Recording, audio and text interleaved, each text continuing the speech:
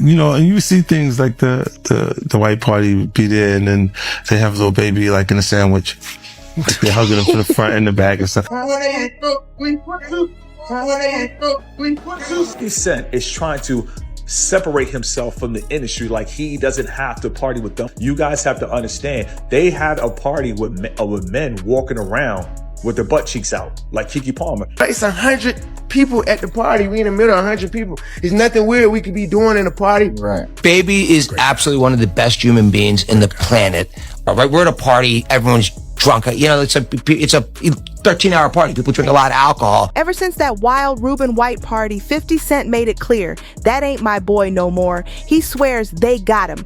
After seeing that viral clip of Lil Baby flexing his brand new thigh tattoos, rocking a tank top and a pink belt like he's auditioning for a fashion shock campaign. Now the internet's lighting him up. People are saying, who gets their thighs blasted with ink when they've got a clean upper body?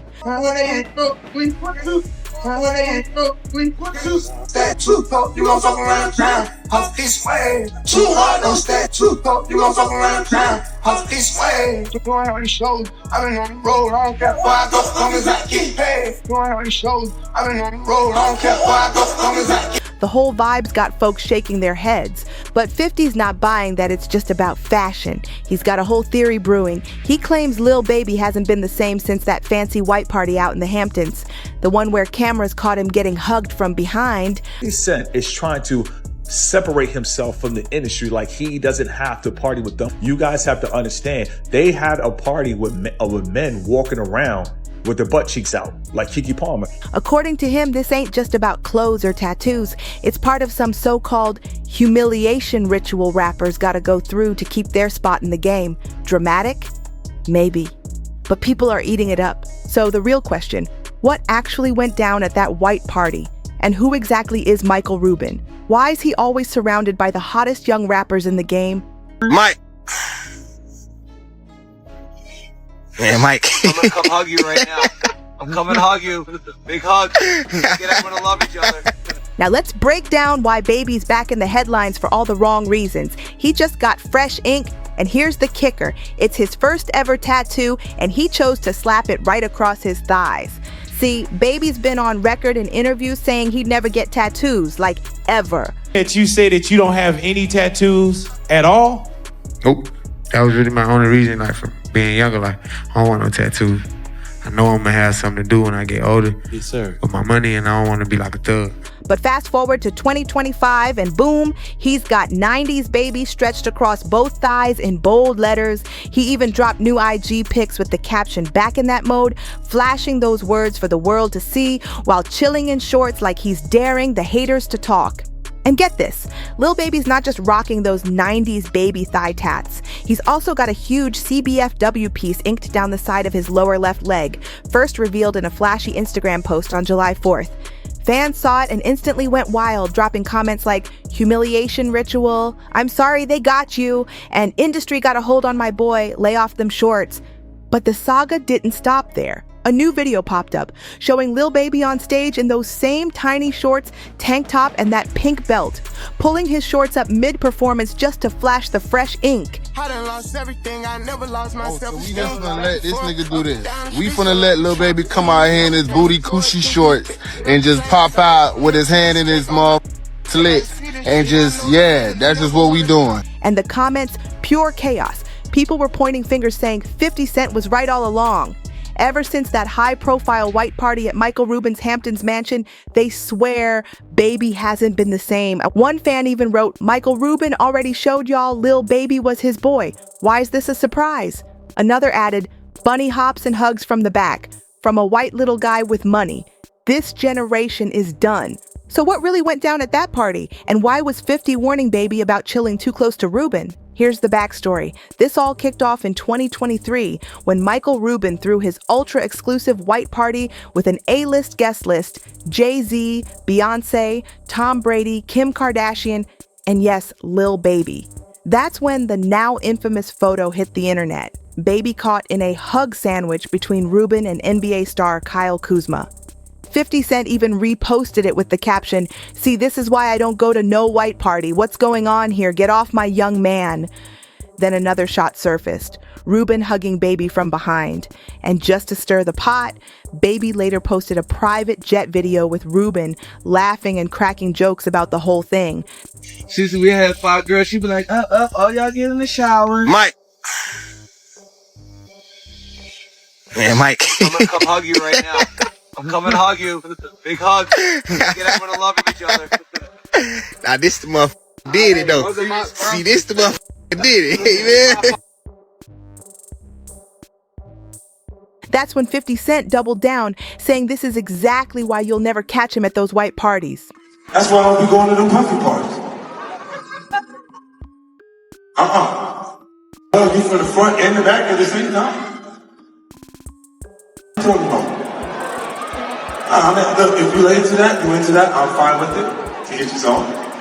I'm just saying, my mother on the pod. Some folks thought he was just trolling, but others, they've been whispering for years that these exclusive industry events got a strange energy to them, like some kind of secret initiation or level up test for rappers trying to climb higher in the game. And all that online chatter must have gotten under Lil Baby's skin because he decided to fire back. On Lil Yachty's podcast, Baby admitted those memes about him and Rubin hit a nerve so bad that he straight up asked Rubin for the security footage from the party just so he could prove nothing shady went down. But here's the twist. Baby never posted the full footage. No funny weird. Feel me? I'm dapping Kuzman up. And Mike happy to see me. He run up on me. Right. I got 10 other pictures. We down there. We start down there. Bam, I'm telling his ass, Mike, I'll slam your... I'll break your neck in this... But we play like that. They white, so they don't really understand how I understand. Like, even when the picture came out before it went viral, I told them, like, Mike, I can't have pictures like that. Right. Even though me and you playing, bro, it's 100 people at the party. We in the middle of 100 people. There's nothing weird we could be doing in a party. Right. With all these people watching us. Literally, when that picture came out, I literally made Mike Rubin go to his security camera at his house, go to the footage and get the whole time. But I just never, like, I ain't even gonna post the internet. Yeah. I'm just like, right. You feel me? Like, yeah, I ain't even trying to make it into this and make it into that. Like, man, just keep on going. Cause that's kind of like how I be doing. But son, like all that type of shit, that really bothered me. Still, he wasn't mad at Rubin at all. In fact, he called him a super great influence in his life. Though when pressed on how Rubin influenced him, Baby got vague and said he couldn't really explain it. That only made people more curious. I think a lot of people don't know you and Michael Rubin's relationship. Like, people know y'all have a relationship. Yeah, they won't never know that. You know what I'm saying? Like, people would think like... I mean, you care to talk about it for a second. Like y'all are very close. Like, Baby, you run with Mike, because whether they'll think like, oh, Baby, Mike Rubin a billionaire. And like, babe, I don't give a what nobody got. You know what I'm saying? Whether he had a billionaire, whether he was a millionaire, whether I had more than him. But he has been a great influence. A super great influence. And that's the part that people wouldn't see. And that's the part, like, that's the part people want to see. And that's the part, like, I probably wouldn't even be able to bring people up on that speed. And what I mean by that is, like, just like you, for instance, like, man, we got a great relationship. Rubin, for his part, addressed the viral photos in an interview last year and brushed it all off as ridiculous. He claimed nothing was going on, just that everyone had a little too much to drink. But the way he went on and on talking about Baby had folks side-eyeing the whole situation, saying it sounded more like admiration than casual friendship. Baby is absolutely one of the best human beings in the planet. Anything, he's just such a great human being, and like, I love his work ethic. And also, like, when you hear his story, and I don't know anything about music, so when I met him the first time with Drake in the Bahamas in 2020, and he's telling me his story about, he was in jail a couple years earlier, he never rapped, and now he's got this great, kind of music career. Like, you just want to root for the guy. And I'll tell you something, I've never actually said this before. The stuff of the drunk was the most ridiculous thing in the world, right? We're at a party, everyone's drunk. It's a 13-hour party, people drink a lot of alcohol. Someone captures a picture of me jumping on his back for 1 second, and then says, oh, there's something suspect about it. It's drunken guys. By the way, before cameras, we've all done it. Like, let's keep it real. By the way, you love WWE, you've done more than anybody. He's rolled around with people in their skivvies. Right, yeah, exactly. By the way, I haven't gotten there. But the thing that actually killed me about that is it actually hurt his career. Last year, and I felt like I've always wanted to help people. He's on a good build back. He's crushing now. And I was just with him with Trav and him in London. But actually, like, the thing is, he's such an extraordinary human being, and he's such a special person. And like, if you think about, people who just want to hate on social media, who like one. And that's not the only time Rubin's had people talking. Fans have been pointing out how he seems to attach himself to young rappers, despite not being in the music business at all. Take Meek Mill, for example. Remember that video of him bunny hopping for Rubin on a tennis court? Meek later said it was no big deal, just him paying up after losing a bet. Out loud. Out loud. 9, 40, 22. Keep going. Keep going. 1, 2. Keep going. Keep going. Don't cheat on your buddy hops. They suck. Your buddy. But a lot of people weren't buying that story. Because let's be real. Seeing a white billionaire making a black man hop around while giving him commands, yeah, that image stuck with people. The optics here, straight up weird. So who is Michael Rubin and why is he always surrounded by some of the biggest names in rap? According to his Wikipedia page, Rubin was born in 1972 in Philadelphia, raised in a Jewish family in Lafayette Hill. By 14, he was already moving like a mini mogul, using his bar mitzvah cash and his dad's lease to open his own ski shop. He made it into Villanova University but dipped out after just one semester, flipping a $200,000 overstock gear deal into a major win. Using those profits, he sold his shops, launched KPR Sports, and hit $50 million in sales by 1995. Then came the big move. He founded the company that became GSI Commerce, turning it into a multi-billion-dollar e-commerce powerhouse. Fast forward to now, Rubin runs Fanatics Inc., the massive sportswear manufacturer that's got official deals with the NBA, NFL, MLB, NASCAR, Formula One, and even WWE. And according to Forbes, by mid-2025, he's sitting on a personal net worth of $10.6 billion. Sounds like a clean-cut business success story, right? But here's where people start raising eyebrows, because a lot of folks believe Rubin's power moves come more from who he knows than what he does. And that's where the creepy talk kicks in. Critics point to his flat delivery, lack of charisma, and those unsettling eyes that some say look soulless. Some groupies on our staff that's been talking about your parties for the last couple of days. That's dying to get to your parties. Well, you know what? I've actually figured out, like, if this Fanatics thing doesn't work out, I think I could be a good party promoter. Oh, man, you kidding me? Yeah, like, I think I already got the white suit in the closet, so just let us know what, what's happening. Yeah. So, you know what it really comes from? I love bringing people from different backgrounds together. And that's something I enjoy doing. Whether it was this lunch we just talked about, whether it's my Super Bowl party, whether it's the white party. For me, it's a great time it's like, I enjoy bringing people from different backgrounds together. And by the way, I benefit from them because I'm always learning from people there. And so that's really where it started. We started with our Super Bowl party. And, our Super Bowl party, by the way, this was like this year's Super Bowl party. I was like, when I had many of the owners of the football teams come up and tell me this is better than the game itself, I thought, like, literally that's what people were saying to me. Right? Yeah. I think what we like to do is bring the right people together in a room and then great things happen. Something about his vibe feels off. It just doesn't add up why so many rappers and star athletes seem eager to be in his circle. Now here's where it gets even more interesting, the white party tradition. The whole idea of throwing an all-white dress code bash in the Hamptons didn't start with Rubin. That scene blew up in the late 90s when exclusive summer parties became the spot for the elite. Those early events pulled in A-listers from music, Hollywood, and sports, faces that decades later you'll now see popping up at Rubin's version of the Hamptons white party, including Hollywood heavyweights like Leonardo DiCaprio back in the day. And there's Leo, front and center at last year's Michael Rubin all-white party. Same story with Jay-Z. Here's him back in 2003, posted up with the late Uptown Records founder Andre Harrell at one of those legendary Hamptons white parties of the past. And fast forward to last year, Jay and Beyonce are right there again, this time at Rubin's mansion. Now the word on the street, people are saying Rubin slid right into the space those older Hamptons party legends left behind, and maybe, just maybe, he's running some kind of quiet leverage game with these gatherings. There's also all this chatter that Rubin and a few other older billionaire types like to see young rappers go through so-called humiliating rituals. Folks say no one's getting dragged into it, but plenty still play along. Why? Well, for some, it's because they're hoping for help with legal heat. For others, it's about boosting their careers, landing those #1 albums, bagging awards, and staying on the invite list for the biggest events in the game. But the rumors don't stop there. Some fans say there's an even darker layer. They're connecting it to what Cat Williams once spilled about these behind closed doors events.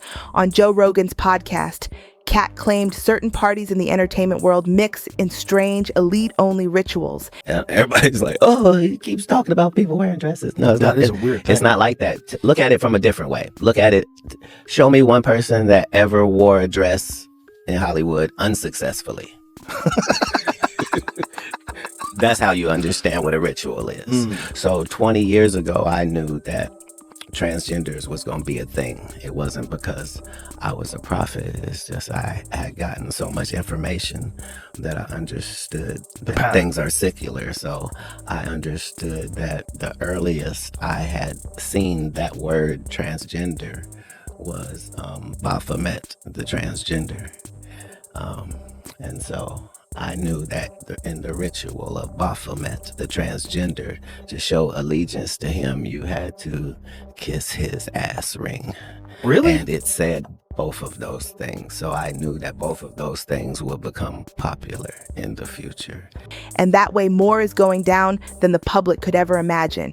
And here's where things start to get really wild, because some insiders claim these so-called rituals aren't just about embarrassment or flexing power. They're tests. Quiet little loyalty checks to see who's willing to play the game and who's going to resist. One anonymous industry source swears these white parties are like the ultimate networking trap. You walk in thinking it's champagne, music, and celebrity selfies, but behind the scenes, every move you make is being clocked. Who you talk to, how you react, what you're willing to do in front of cameras, it's all being noted by people way higher up than you think. And according to these whispers, that's why certain rappers blow up overnight while others just fade away. They pass the unwritten test. Some guests have supposedly walked away with life-changing record deals, sponsorships, and big-time collaborations, literally weeks after attending. But others, who didn't vibe with the scene, found their momentum in the industry suddenly slowing down. Coincidence? People aren't so sure. The scariest part? More than one person claims phones are barely allowed, and the few that are permitted get locked into special cases, which means the only footage coming out is what the hosts want you to see. Polished clips of stars laughing, dancing, and having the time of their lives. But if all this is just harmless fun, like Rubin says, why the secrecy? Why the no phone rule? And why are so many rappers who've been through these doors suddenly switching up their whole image, sound, and public persona right after? Something's not adding up, and people online are starting to dig even deeper. So here we are, years of rumors, strange party photos, whispers about tests, and celebrity behavior that shifts overnight, and still no straight answers. Is it just rich folks blowing off steam in the Hamptons? Or is there really something bigger, something the public isn't meant to see, happening behind those mansion doors? One thing's for sure, these white parties have become the new epicenter for A-list networking, backroom deals, and scenes that keep fans talking for months. Whether it's friendly hugs, mysterious rituals, or billionaires rubbing elbows with rap's biggest stars, the questions aren't slowing down anytime soon. And if history's taught us anything, it's that the truth in Hollywood and the music industry has a way of slipping out eventually. The only question is, when it does, will anyone be ready for it? If you're loving the tea, make sure you hit that like button, drop a comment on what you think's really going on, and subscribe so you don't miss what we've got coming next. And hey, don't go anywhere. The next video you'll see on your screen is packed with even more jaw-dropping celebrity drama, backstage secrets, and scandals they don't want you to know about. Trust me, you're gonna want to click it right now. See you on the next one.